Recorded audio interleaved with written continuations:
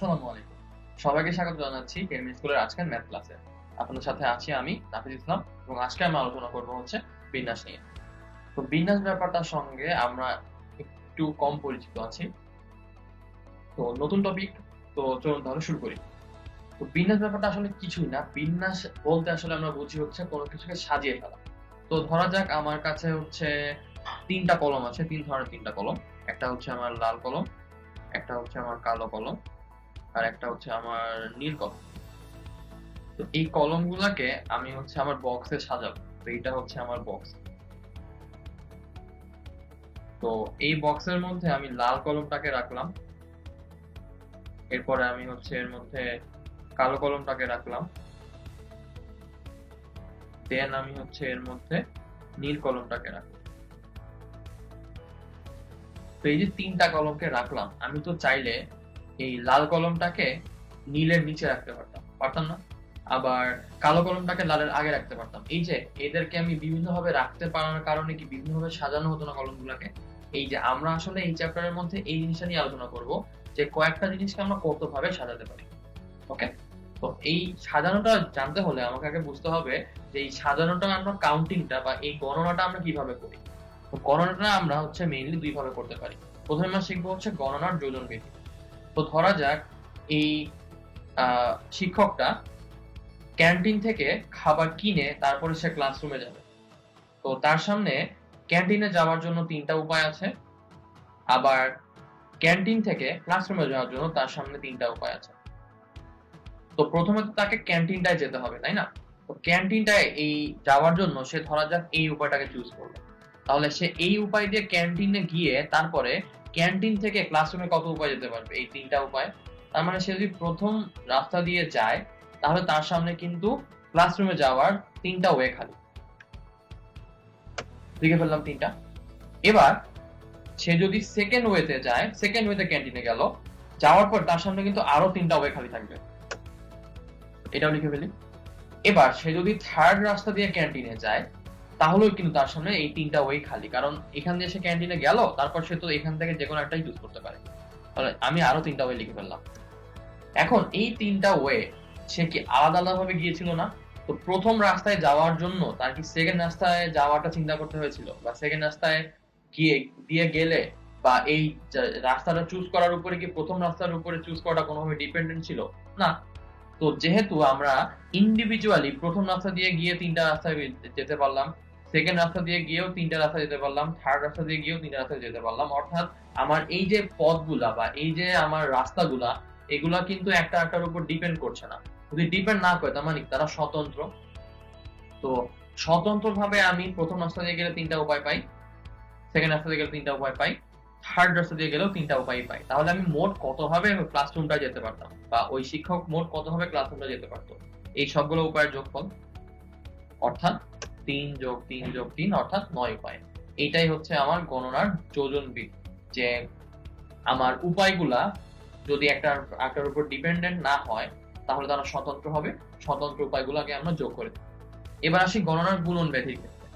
তো আমরা প্রত্যেকবারই বলছি যে সে ক্যান্টিনটা হয়েই যাবে, তার মানে কি ক্যান্টিনটা হচ্ছে আমার কমন থাকে।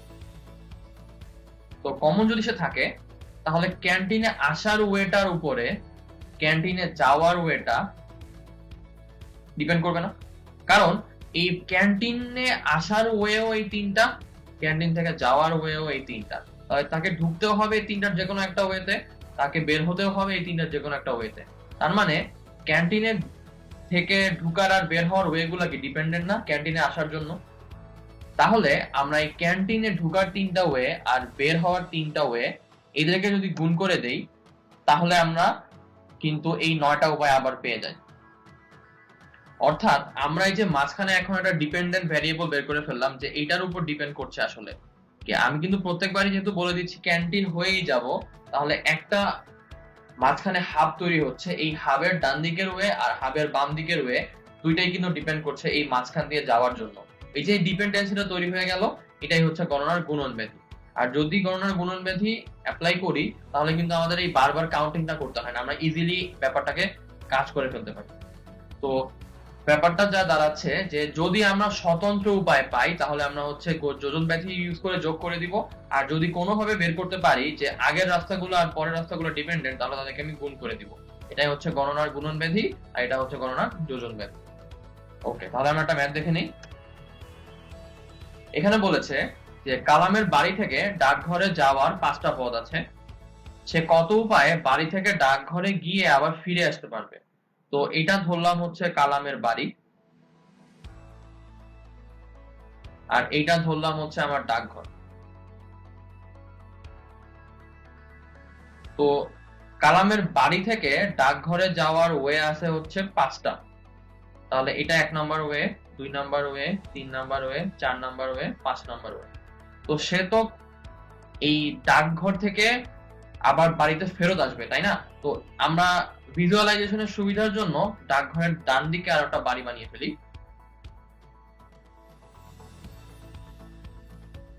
তাহলে আমরা কিন্তু আরো ডাকঘর থেকে বাড়ি যাওয়ার এই সেম 5টা ওয়ে রিপিট হবে, কারণ সে কিন্তু ডাকঘর থেকে বাড়িতে গিয়েছিল, আবার বাড়ি থেকে কিন্তু ডাকঘরে এসেছিল। তাহলে ব্যাপারটা এরকম দাঁড়াচ্ছে না? অর্থাৎ সে প্রত্যেকবার হচ্ছে বাড়ি থেকে ডাকঘরে যাচ্ছে 5 উপায়ে, ডাকঘর থেকে বাড়িতেও আসছে কিন্তু সেম 5টা রাস্তা দিয়েই, যে কোনো একটা দিয়ে আসবে, তাই না? তো তাহলে সে যদি যে কোনো একটা চুজ করে, সেই চুজিংটা সে র্যান্ডমলি করতে পারবে। তো প্রত্যেকবারই সে কিন্তু ডাকঘরে তাকে আসতেই হচ্ছে, না হলে সে কিন্তু বাড়িতে ফেরত যেতে পারবে না, সে বাড়িতেই থাকবে। তাহলে ডাকঘরে আসার এই ওয়েটা আর ডাকঘর থেকে যাওয়ার এই ওয়েটা ডিপেন্ড করছে না। যদি আগের হিসাবে চিন্তা করি তাহলে আমরা কি করবো, এটাকে গুণ করে দিব। তার মানে তার বাড়ি থেকে ডাকঘর এবং ডাকঘর থেকে বাড়িতে যে আসার উপায় হচ্ছে টোটাল 5 গুণন 5 অর্থাৎ 25টা। আশা করি ম্যাথটা আমরা বুঝতে পারলাম। চলুন তাহলে এবার আমরা পরেরটায় যাই। এবার আমরা শিখবো হচ্ছে বিন্যাসটা অ্যাকচুয়ালি আমরা করি কিভাবে। তো বিন্যাস মানে হচ্ছে কতগুলো জিনিস থেকে কতগুলো জিনিস বাছাই করে নেওয়া। এখন এই বাছাই করে নেওয়ার পরে আমাদের সাজাবো, সেই সাজানোর সংখ্যাটাই হচ্ছে বিন্যাস। তো ধরা যাক আমার কাছে 3টা অক্ষর আছে এক্স ওয়াই জেড। এই 3টা অক্ষর থেকে আমি প্রত্যেকবারে হচ্ছে 2টা করে নিব। প্রত্যেকবারে যদি আমি 2টা করে নেই তাহলে কি কি হতে পারে? এক্স ওয়াই আর ওয়াই এক্স, দেন হচ্ছে ওয়াই জেড আর জেড ওয়াই, দেন হচ্ছে আমার জেড এক্স আর হচ্ছে এক্স জেড। তাহলে প্রত্যেকবার 2টা করে নিলাম। প্রথমবারে নিয়েছিলাম হচ্ছে এক্স ওয়াই, তাদেরকে সাজাতে পারি কিভাবে? একবার এক্স কে প্রথমে, একবার ওয়াই কে প্রথমে। সেম ভাবে আমি পরের বার নিলাম হচ্ছে ওয়াই জেড, ওয়াই আর জেড কে আমরা কিভাবে সাজাতে পারি? একবার ওয়াই কে প্রথমে, একবার জেড কে প্রথমে। সেম ভাবে জেড এক্স এর মধ্যে একবার জেড কে প্রথমে, একবার এক্স কে প্রথমে। তো এই যে আমরা 2টা করে চুজ করার পর তাদেরকে সাজালাম, তাহলে মোট সাজানো হলো কয়টা? 1 2 3 4 5 6। অর্থাৎ 3টা অক্ষর থেকে আমি 6টা ভাবে সাজাতে পারি যদি প্রত্যেকবার আমি 2টা করে অক্ষর নেই। তো এখন ধরা যাক আমাকে এই 3টা অক্ষর না দিয়ে বললো ইংরেজি বর্ণমালার যে 26টা অক্ষর আছে সবগুলোকে নিয়ে আপনি সাজাবেন। সেই ক্ষেত্রে কি প্রত্যেকবার এরকম করে নেওয়াটা আসলে সাজে? অনেক সময়ের ব্যাপার। তার মানে এখানে নিশ্চয়ই কোনো ফর্মুলা আছে যেটা দিয়ে আমরা ইজিলি করে ফেলতে পারি।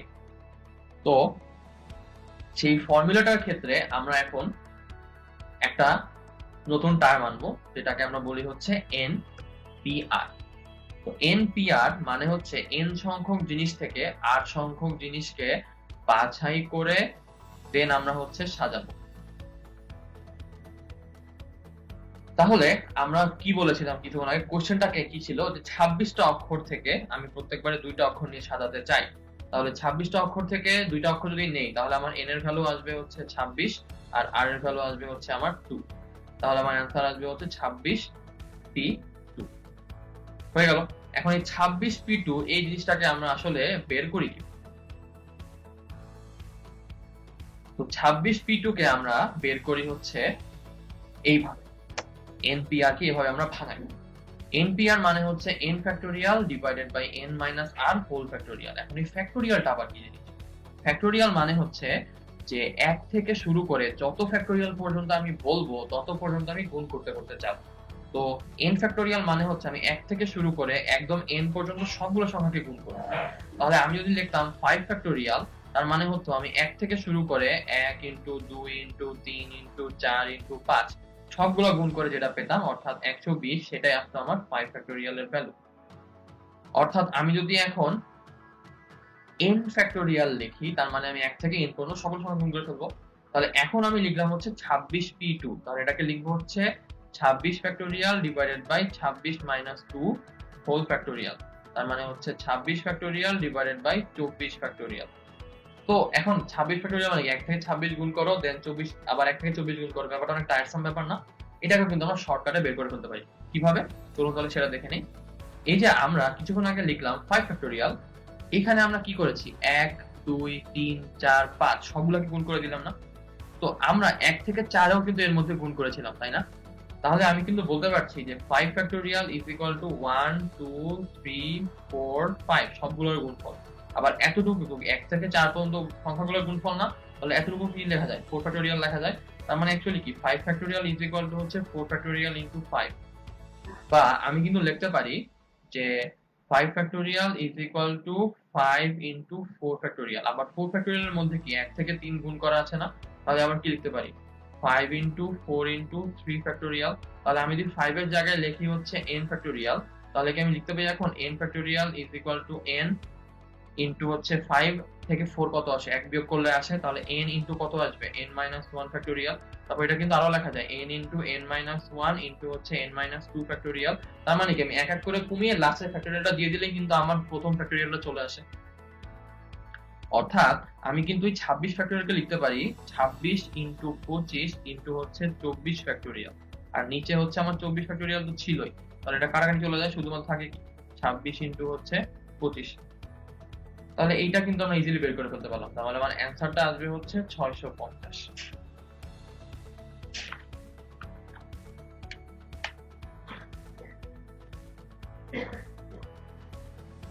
তো একইভাবে আমরা কিন্তু এই যে যেটা ম্যানুয়ালি করলাম প্রথমে, এই যে x y z থেকে বা তিনটা অক্ষর থেকে দুইটা অক্ষর নিয়ে, সেটাকেও কিন্তু আমি এই p এর মধ্যে বের করতে পারতাম। তাহলে আসতো আমার হচ্ছে 3p2। 3p2 মানে কত তাহলে 3 factorial divided by 3 minus 2 factorial, that means হচ্ছে 3 factorial by 1 is equal to হচ্ছে 6। তাহলে এই যে 6, এই যে 6 আমি গুণ না মানে গণনা করেও কত পেয়েছিলাম, একটা দুইটা তিনটা চারটা পাঁচটা ছয়টা, অর্থাৎ জিনিসটা কিন্তু মিলে গেল। তাহলে আমরা কি বুঝতে পারলাম যে বিন্যাস ব্যাপারটা আসলে কিভাবে কাজ করে, n ফ্যাক্টোরিয়াল মানে কি এবং npr মানে অ্যাকচুয়ালি কি বোঝায়। ওকে, যেহেতু আমরা বুঝে ফেললাম, তাহলে চলুন কিছু ম্যাথ দেখে নিই। প্রথম ম্যাথ, এখানে বলেছে যে প্রাইমেট শব্দটির বর্ণগুলি নিয়ে কতগুলো শব্দ গঠন করা যাবে। তো প্রাইমেট শব্দটার এখানে বর্ণ আছে কয়টা, 1 2 3 4 5 6 7টা। তাহলে আমার কাছে আছে এখন হচ্ছে 7টা বর্ণ। ওকে, তো 7টা আমার কাছে বর্ণ আছে। এই 7টা বর্ণ থেকে তো আমি সবগুলাই নিয়ে শব্দ গঠন করব, তাই না? তার মানে আমি n এর ভ্যালু বসাবো হচ্ছে 7, r এর ভ্যালু বসাবো হচ্ছে 7। তাহলে আমার বিন্যাস সংখ্যাটা আসবে হচ্ছে 7b7, অর্থাৎ 5046। তো আশা করি ম্যাথটা আমরা বুঝতে পারলাম। চলুন তাহলে এবার আমরা পরেরটায় যাই। তো এবার আমরা শিখবো হচ্ছে একই জিনিস যদি একাধিক বার থাকে, তাহলে আমরা সেটাকে কিভাবে বিন্যাস করতে পারি। তো ধরা যাক আমার কাছে হচ্ছে n সংখ্যক জিনিস, এর মধ্যে p সংখ্যক হচ্ছে এক ধরনের, q সংখ্যক হচ্ছে আর এক ধরনের, এবং r সংখ্যক হচ্ছে তৃতীয় আর এক ধরনের জিনিস আছে। তাহলে আমি যদি n সংখ্যকের জিনিসের থেকে সবগুলোকে নিয়ে বিন্যাস গঠন করি, তাহলে সেই বিন্যাসটা আসবে হচ্ছে n ফ্যাক্টোরিয়াল ডিভাইডেড বাই এক ধরনের জিনিস ফ্যাক্টোরিয়াল, আর এক ধরনের জিনিস ফ্যাক্টোরিয়াল, অন্য আর এক ধরনের জিনিস ফ্যাক্টোরিয়াল। তার মানে ধরা যাক আমার কাছে হচ্ছে 5টা আম, 2টা কলা, 3টা লিচু আছে। তো আমি যদি এদেরকে সাজাতে চাই, তাহলে এদেরকে যোগ করলে আমার কত আসছে, 5 যোগ 2 যোগ হচ্ছে 3, মানে হচ্ছে 7 আর 3 হচ্ছে 10টা। তাহলে এদেরকে সাজাতে পারি হচ্ছে 10 factorial divided by 5 factorial 2 factorial 3 factorial, কারণ 5টা আম, 2টা লিচু, 3টা কলা। তো তাহলে একটা ম্যাথ করে ফেলি আমরা। তো এখানে বলেছে রিপিট শব্দটির বর্ণগুলি নিয়ে কতগুলো শব্দ গঠন করা যাবে। তো রিপিট শব্দটার মধ্যে অক্ষর আছে কয়টা, 1টা 2টা 3টা 4টা 5টা 6টা। তো এই 6টা অক্ষর থেকে আমি হচ্ছে শব্দ গঠন করতে চাই। তাহলে এর মধ্যে আবার কিন্তু আমরা দেখতে পাচ্ছি যে ই আছে আবার রিপিট, 1টা 2টা। তাহলে টোটাল অক্ষর আমার 6টা, এর মধ্যে 2টা হচ্ছে ই। তাহলে টোটাল অক্ষরগুলা যদি 6টা হয়, তাহলে কত ভাবে শব্দ গঠন করা যাবে, 6 ফ্যাক্টোরিয়াল উপায়ে। আর রিপিট মানে একাধিকবার যে অক্ষরটা আছে ই, সেটার যতবার আছে ততবার দিয়ে আমি ফ্যাক্টোরিয়াল দিয়ে ভাগ করে দিব, তাহলে ডিভাইডেড বাই 2 ফ্যাক্টোরিয়াল। তাহলে আমার অ্যান্সারটা হচ্ছে 6 ফ্যাক্টোরিয়াল ডিভাইডেড বাই 2 ফ্যাক্টোরিয়াল, অর্থাৎ 6 ফ্যাক্টোরিয়াল মানে হচ্ছে 720, 2 ফ্যাক্টোরিয়াল মানে হচ্ছে 2, তার মানে হচ্ছে 360। তো আমি যে মুখে মুখে করে ফেললাম 6 ফ্যাক্টোরিয়াল এর ভ্যালু, 2 ফ্যাক্টোরিয়াল এর ভ্যালু, আমাদের এই ম্যাথগুলো করতে হলে আমাদের কিছু ফ্যাক্টোরিয়াল ভ্যালু মুখস্থ রাখতে হবে। যেমন 1 ফ্যাক্টোরিয়াল is equal to হচ্ছে 1, 2 factorial is equal to 2, 3 factorial is equal to 6, 4 factorial is equal to 24, 5 factorial is equal to 120, 6 factorial is equal to হচ্ছে 720, 7 factorial is equal to হচ্ছে 5040, 8 factorial is equal to হচ্ছে 40320। এই 8টা factorial মনে রাখলে মোটামুটি আমরা সবগুলা ধরনের ম্যাথ করে ফেলতে পারবো। ওকে, আশা করি ম্যাথটা আমরা বুঝতে পারলাম। এই ম্যাথটা চলুন তাহলে এবার আমরা পরের ম্যাথে যাই।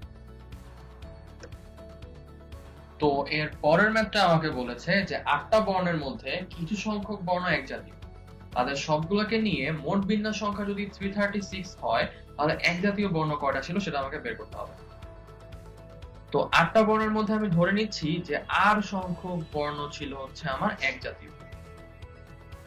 তো তাহলে আমি যদি এখন 8টা বর্ণের সবগুলোকে নিয়ে বিন্যাস করি তাহলে কি আসবে answer? 8 factorial divided by r factorial. তোমাকে বলা আছে যে অ্যানসারটা হচ্ছে 336। তাহলে এখান থেকে আমরা পাই যে 40320 divided by r factorial is equal to 336। That means 1 by r factorial is equal to 336 by 40320 is equal to হচ্ছে 1 বাই 120। তাহলে এখান থেকে আমরা পাচ্ছি যে r factorial is equal two 120, তার মানে r এর ভ্যালু হচ্ছে 5। তার মানে আসলে 5টা বর্ণ ছিল হচ্ছে একজাতীয়। আশা করি ম্যাথটা আমরা বুঝতে পারলাম। চলো তাহলে এবার আমরা পরেরটা যাই। তো এই পরেরটাই বলেছে ক্যালকাটা শব্দটির বর্ণগুলো দিয়ে গঠিত বিন্যাস সংখ্যা আমেরিকা শব্দটির বর্ণগুলো দিয়ে গঠিত বিন্যাস সংখ্যার কত গুণ সেটা আমাকে বের করতে হবে। তো আমি যদি অক্ষরগুলো আগে গুনে ফেলি যে দুইটা শব্দের মধ্যে অক্ষর আসলে কয়টা করে আছে, তো আমরা দেখতে পাই যে ক্যালকাটা শব্দটা অক্ষর আছে হচ্ছে 1 2 3 4 5 6 7 8টা। তাহলে ক্যালকাটা শব্দটিতে অক্ষর আছে হচ্ছে 8টা, এর মধ্যে হচ্ছে 2টা সি, 2টা এ আর হচ্ছে 2টা টি। তাহলে আমার বাকি থাকে শুধুমাত্র একটা এল আর একটা ইউ, বা এই দুটো হচ্ছে আমার আলাদা আলাদা। তাহলে ক্যালকাটা শব্দটির সবগুলো অক্ষর নিয়ে আমি যদি বর্ণ শব্দ গঠন করতে চাই তাহলে কতগুলো শব্দ আসবে? 8 factorial divided by 2 factorial 2 factorial 2 factorial. আবার আমেরিকা শব্দটাকে যদি আমরা দেখি তাহলে এখানে আমার অক্ষর আছে হচ্ছে 1 2 3 4 5 6 7টা। তো টোটাল অক্ষর আছে আমার 7টা, এর মধ্যে হচ্ছে 2টা এ, বাকিগুলো কিন্তু আলাদা আলাদা। তাহলে এই আমেরিকা শব্দটার সবগুলো বর্ণ নিয়ে গঠিত বিন্যাস সংখ্যা কি? 7 ফ্যাক্টোরিয়াল ডিভাইডেড বাই 2 ফ্যাক্টোরিয়াল। তো আমাকে বলেছে যে আমেরিকা শব্দটার কত গুণ, তাই না? তাহলে আমি এই বিন্যাস সংখ্যাকে এটা দিয়ে ভাগ করে দেই, তাহলে আমার অ্যান্সার আসবে হচ্ছে 8 factorial divided by 2 factorial 2 factorial 2 factorial into হচ্ছে 2 ফ্যাক্টোরিয়াল ডিভাইডেড বাই 7 ফ্যাক্টোরিয়াল। তাহলে এইটা আর এইটা কাটে চলে যায়।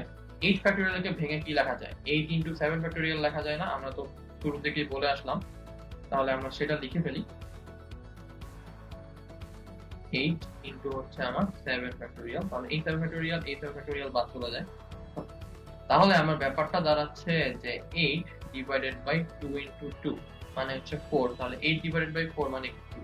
তার মানে ক্যালকাটা শব্দটি নিয়ে গঠিত বিন্যাস সংখ্যা আসলে আমেরিকা শব্দটি নিয়ে গঠিত বিন্যাস সংখ্যার ডাবল। আশা করি ম্যাথটা আমরা বুঝতে পারলাম।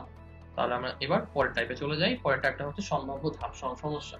অর্থাৎ আমরা হচ্ছে বিন্যাসের কনসেপ্টটাকে একটা প্র্যাকটিক্যাল জায়গায় বা হচ্ছে অন্য একটা জায়গায় অ্যাপ্লাই করব। তো প্রথম ম্যাথ বলেছে যে অ্যারেঞ্জ শব্দটার বর্ণগুলি নিয়ে কতগুলো শব্দ গঠন করা যাবে যেখানে 2টা আর পাশাপাশি থাকবে না। তো 2টা আর যদি পাশাপাশি না থাকে সেটা আমাকে বের করতে হয়, তাহলে আমি 2টা আর কে পাশাপাশি রেখে আগে বিন্যাসটা গঠন করে ফেলি। তো অ্যারেঞ্জ শব্দটার মধ্যে অক্ষর আছে কয়টা? 1 2 3 4 5 6 7টা। তো টোটাল অক্ষর হচ্ছে 7টা, যার মধ্যে হচ্ছে 2টা এ আর 2টা হচ্ছে আর। তাহলে আমার টোটাল বিন্যাস আসবে হচ্ছে 7 factorial divided by 2 factorial 2 factorial. এখন আমি ওই বিন্যাসগুলো বের করতে চাচ্ছি যেখানে দুইটা আর পাশাপাশি থাকবে না। তো দুইটা আরকে যদি আমি পাশাপাশি রাখতে না চাই, তাহলে আমি এই দুইটা আরকে পাশাপাশি ধরে একটা সার্টেন নাম্বার ধরে ফেলি। তো এখন আমরা বের করতে চাচ্ছি যে ওই সকল বিন্যাস যেখানে হচ্ছে দুইটা আর পাশাপাশি থাকবে না। তো আমরা তাহলে দুইটা আর পাশাপাশি রেখে বিন্যাসটাকে করে ফেলি। দুইটা আরকে যদি আমি পাশাপাশি রাখতে চাই, তাহলে এদেরকে আমরা এখন একটা বর্ণ হিসেবে কাউন্ট করব। তাহলে দুইটা আরকে যদি একটা বর্ণ হয়ে যায়, তাহলে আমার বাকি থাকে হচ্ছে দুইটা এ, তারপরে হচ্ছে এন, জি, ই। তাহলে এখন যদি কাউন্ট করি, তাহলে আমার বর্ণ কয়টা? একটা, দুইটা, তিনটা, চারটা, পাঁচটা, ছয়টা। তাহলে এই ছয়টা বর্ণ নিজেদের মধ্যে কত হবে সাজতে পারবে? 6 ফ্যাক্টোরিয়াল ডিভাইডেড বাই এই যে দুইটা এ রিপিট, মানে হচ্ছে 2 ফ্যাক্টোরিয়াল। তাহলে আমি টোটাল বিন্যাস থেকে এই পাশাপাশি আর ওয়ালা বিন্যাসটা বাদ দিয়ে দিলে সবগুলো বিন্যাস পেয়ে যাবো না, যেখানে অ্যাকচুয়ালি আরটা পাশাপাশি থাকবে না।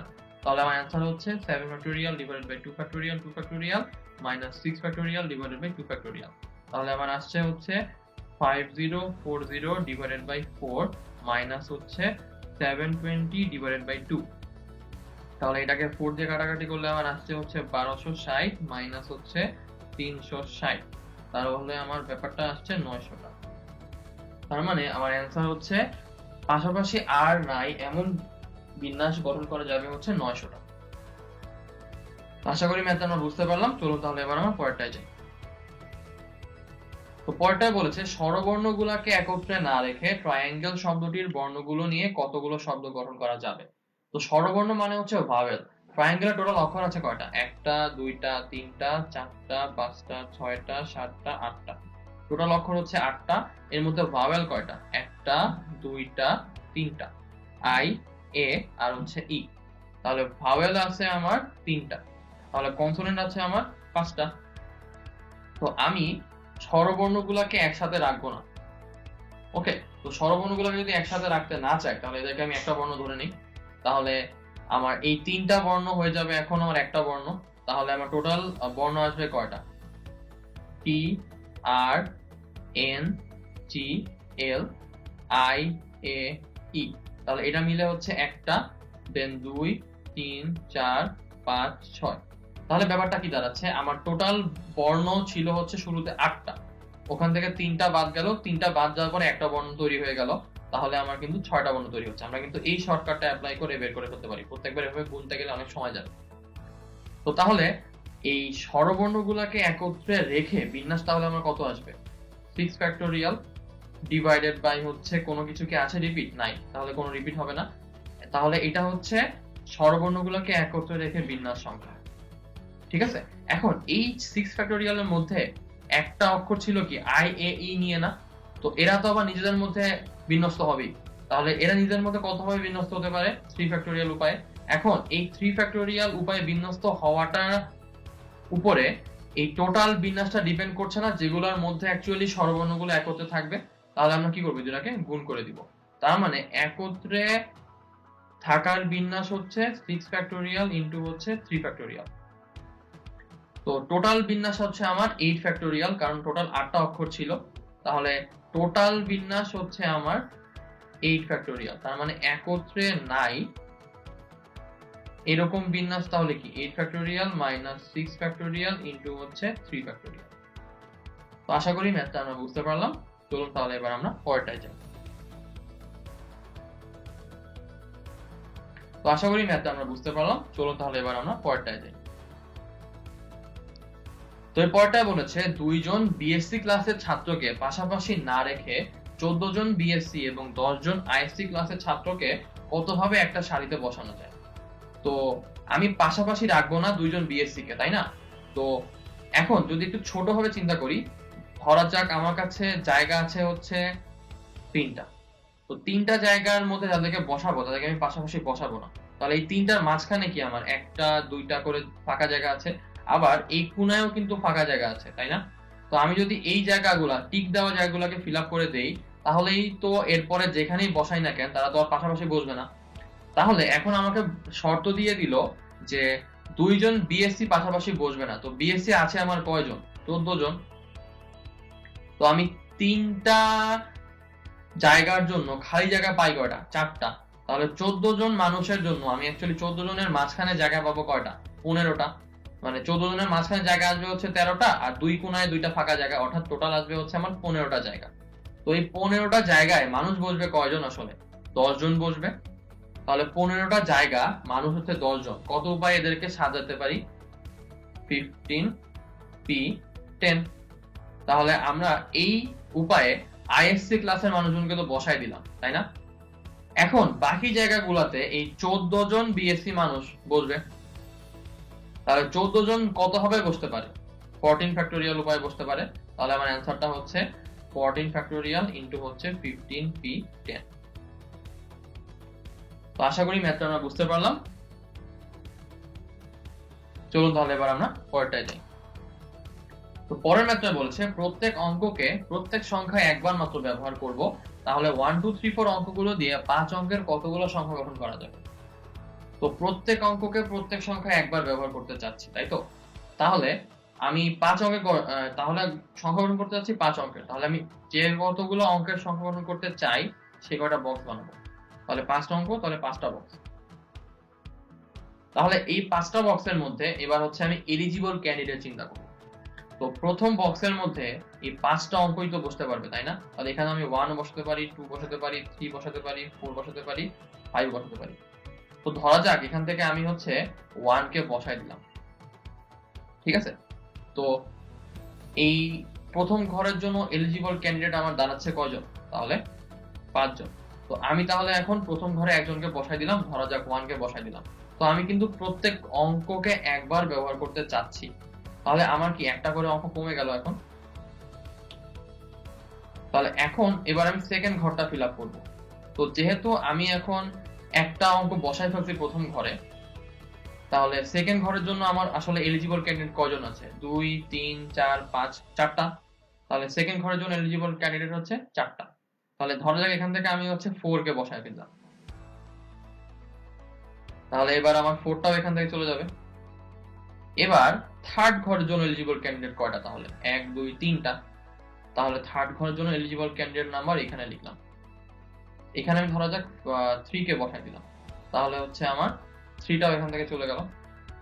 তাহলে একইভাবে আমি ফোর্থ ঘরের জন্য এলিজিবল ক্যান্ডিডেট কয়টা পাচ্ছি? একটা, দুইটা, অর্থাৎ 2। তাহলে এখান থেকে আমি যদি এখন ধরা যাক 5 কে বসাবো, তাহলে 5 কে মুছে দিলাম আর এখানে 5 কে বসাই দিলাম। আর লাস্ট ঘরে কি আর কারো কোনো এলিজিবিলিটি দরকার আছে? বাকি যে থাকবে সেই তো এখানে বসবে। বাকি তাহলে কয়জন থাকবে? একজন। তাহলে লাস্ট ঘরের জন্য এলিজিবল ক্যান্ডিডেট হচ্ছে একজন। তাহলে এখানে বসিয়ে দিলাম হচ্ছে 2। তাহলে এই যে এলিজিবল ক্যান্ডিডেট গুলা, এদের এলিজিবিলিটি ডিপেন্ড করছে কার উপর? আগের ঘরের উপর না? তার মানে আগের ঘরে আমি যদি একজনকে বসাই ফেলি, পরের ঘরের জন্য একজন এলিজিবল কমে যাবে, তারপরে ঘরের জন্য আরো একজন এলিজিবল কমে যাবে। তার মানে কি এই সবগুলা উপায় একটার উপর ডিপেন্ড করছে না? এই কারণে আমার গঠিত অঙ্কগুলোর সংখ্যা হবে হচ্ছে এলিজিবল ক্যান্ডিডেট গুলার গুণফল, অর্থাৎ আমার 120টা সংখ্যা গঠন করা যাবে। এটা কিন্তু আমি এভাবে করতে পারতাম যে 5টা অঙ্ক থেকে 5টা অঙ্কই নিচ্ছি একবার করে। তাহলে কত হবে করতে পারি? 5p5, অর্থাৎ 120 উপায়ে করতে পারি। আসলে আশা করি ম্যাথটা আমরা বুঝতে পারলাম। চলুন তাহলে এবার আমরা পরেরটায় যাই। তো এরপরের ম্যাথে বলেছে প্রত্যেক অঙ্ককে প্রত্যেক সংখ্যায় একবার মাত্র ব্যবহার করে 1 2 3 4 0 অঙ্কগুলো দ্বারা 5 অঙ্কের কতগুলো সংখ্যা গঠন করা যাবে? এটা কিন্তু আগের ম্যাথটার মতোই হুবহু। তাহলে আমরা আগের মতো করে ফেলি। তাহলে 5 অঙ্কের সংখ্যা যেহেতু গঠন করব, তাহলে আগের মতোই আমরা হচ্ছে একটা বক্স বানাই যেখানে হচ্ছে 5টা ঘর থাকবে। 2 3 4 5টা ঘর। তাহলে প্রথম ঘরের জন্য এলিজিবল ক্যান্ডিডেট কয়জন? তাহলে 1 2 3 4 0 সবাই না? তাহলে প্রথম ঘরের জন্য এলিজিবল ক্যান্ডিডেট 5 জন বসাই দিলাম। না, 0 যদি প্রথম ঘরের মধ্যে বসে তাহলে কি এটার 5 অঙ্কের সংখ্যা থাকবে? না।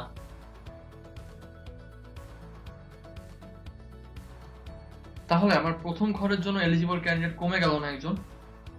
তাহলে আমার প্রথম ঘরের জন্য তাহলে এলিজিবল ক্যান্ডিডেট কয়জন থাকছে? 4 জন। তাহলে প্রথম ঘরের জন্য এলিজিবল ক্যান্ডিডেট আমরা পাচ্ছি 4। তো এখান থেকে ধরা যাক আমি 3 কে বসাই দিলাম। তাহলে এখন আমার কাছে বর্ণ আছে কয়টা, মানে সরি, এখন আমার কাছে তাহলে নাম্বার আছে কয়টা? 3টা। না, ওই যে 0টাকে বাদ দিলাম, সে কিন্তু সেকেন্ড ঘরে ইজিলি বসতে পারবে। তাহলে সেকেন্ড ঘরের জন্য এলিজিবল ক্যান্ডিডেট আমার কয়জন? 4 জনই কিন্তু আছে। তাহলে সেকেন্ড ঘরের জন্য এলিজিবল ক্যান্ডিডেট 4টা। তাহলে এখান থেকে ধরা যাক আমি 0কেই বসাই দিই। তাহলে এবার পরের ঘরের জন্য আমার এলিজিবল ক্যান্ডিডেট কয়টা আছে? 3টা। 3 বসাই দিলাম। এখানে ধরা যাক আমি 4 কে বসাই দিলাম। তাহলে এর পরের ঘরের জন্য এলিজিবল ক্যান্ডিডেট আমার কয়টা আছে? 2টা। তো ধরা যাক এই 2টাকে বসাই আমি এখানে হচ্ছে 1 কে বসাই দিলাম। তাহলে এবার লাস্ট ঘরের জন্য এলিজিবল ক্যান্ডিডেট আমার আছে কয়টা? একটা। যেটা বাকি থাকবে সেটাই তো বসবে। তাহলে লাস্ট ঘরের জন্য এলিজিবল ক্যান্ডিডেট তাহলে আমার একটা। আর এখান থেকে আমি 2 কে বসাই দিলাম। তাহলে আমার কতগুলো সংখ্যা গঠন করতে পারি? এই যে যেহেতু সবগুলাই ডিপেন্ডেন্ট, তাহলে আমি কি করব, এদেরকে গুণ করে দেব। তার মানে হচ্ছে 4 ইনটু হচ্ছে 24, দ্যাট মিন্স হচ্ছে 96টা সংখ্যা গঠন করা যাবে। তো আশা করি ম্যাথটা আমরা বুঝতে পারলাম। চলুন তাহলে এবার আমরা পরেরটায় যাই। তো এতক্ষণ তো আমরা ম্যাথ করলাম, এবার আমরা হচ্ছে বিন্যাসের যে ফর্মুলা NPR সেটা দিয়ে হচ্ছে একটা ম্যাথ করতে চাই। তো তাহলে এখানে আমাকে বলেছে যে n-1p3 n+1p3 এর ভ্যালু হচ্ছে 5:12, আমাকে n এর ভ্যালু বের করতে হবে। তাহলে এটাকে আমরা ভাঙাই দেই। তো এটাকে যদি আমি ভাঙাই দেই তাহলে আমার কি দাঁড়াচ্ছে, n-1 ফ্যাক্টোরিয়াল ডিভাইডেড বাই হচ্ছে n-1 3 whole factorial is to n+1 factorial divided by হচ্ছে n+1 3 whole factorial is equal to হচ্ছে 5:12। তাহলে এখান থেকে আমরা পাই n-1 factorial divided by n-4 factorial into যদি করে দিই তাহলে এটা উল্টায় যাবে না, ভাগা যেহেতু আছে, তাহলে আমার আসবে হচ্ছে n-2 factorial divided by n+1 factorial is equal to হচ্ছে 5/12। তাহলে এবার আমি ভাঙাবো। তো আমরা শুরুতে কি বলে আসলাম যে 5 ফ্যাক্টোরিয়ালকে লেখা যায় 5 ইনটু 4 ফ্যাক্টোরিয়াল, মানে বড় একটা ফ্যাক্টোরিয়ালকে ঠিক তার পরের ক্রমিক নাম্বারের ফ্যাক্টোরিয়ালে ভেঙে ফেলা যায়।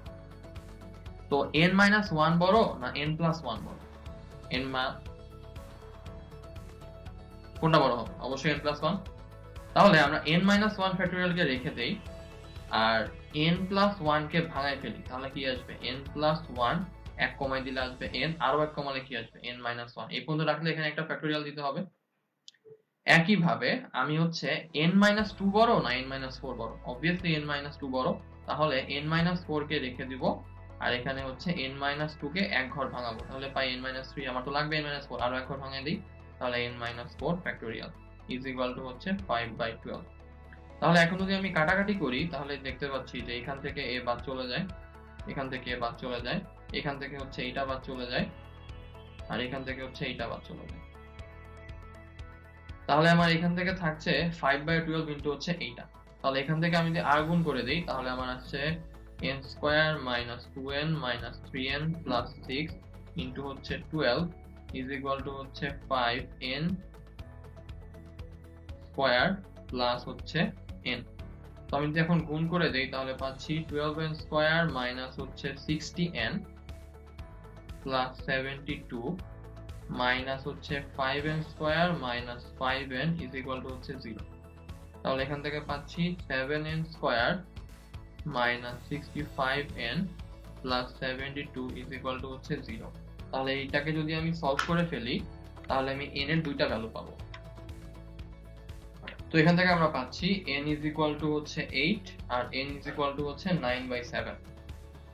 তো n এর ভ্যালু কখনো ফ্র্যাকশন হইতে পারবে না এবং কখনো নেগেটিভ হইতে পারবে না। তাহলে হচ্ছে n 9/7টা বাদ, তাহলে n এর ভ্যালু আমার আসছে হচ্ছে 8। সুতরাং n এর মান হচ্ছে 8। তো আশা করি ম্যাথটা আমরা বুঝতে পারলাম। এরই সঙ্গে মোটামুটি বিন্যাস সম্পর্কে একটা বেসিক ধারণা আমরা পেয়ে গেলাম। এইখান থেকে যে ম্যাথগুলো আসবে আশা করি আপনারা এখান থেকে অ্যান্সার করতে পারবেন। এই আজকের লেকচার এই পর্যন্তই। পরবর্তী ক্লাসে আপনাদের সঙ্গে পুনরায় দেখা হবে। সেই পর্যন্ত সকলের সুস্থতা কামনা করে আমি আপনাদের থেকে আজকে এখানেই বিদায় নিচ্ছি।